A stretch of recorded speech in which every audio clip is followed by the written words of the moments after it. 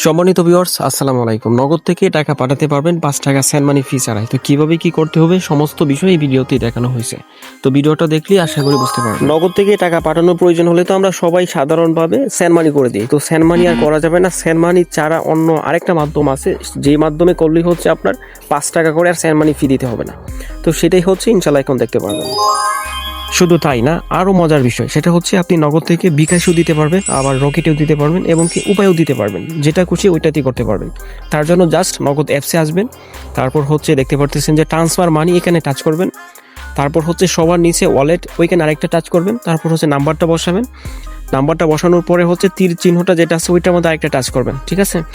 এবং তারপর হচ্ছে দেখতে পারতেছেন ওয়ালেট সিলেকশন লেখা।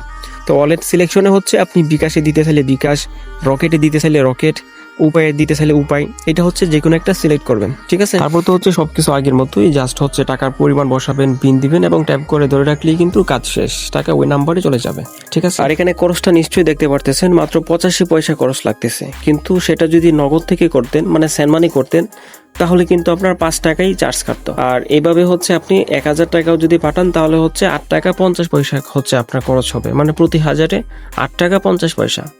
তো এটা হচ্ছে আপনি এইভাবে করবেন, মানে আপনি যদি 50 টাকার উপরে টাকা পাঠান এবং 600 টাকার নিচে, তাহলে হচ্ছে আপনি এইভাবে করতে পারেন, তাহলে আপনার অনেক সাশ্রয় হবে, ঠিক আছে। এবং অলরেডি দেখতে পারতেছেন টাকা কিন্তু নগদ থেকে ট্রান্সফার মানি সবল হয়ে গেছে এবং অলরেডি বিকাশেও টাকা চলে আসছে, ঠিক আছে।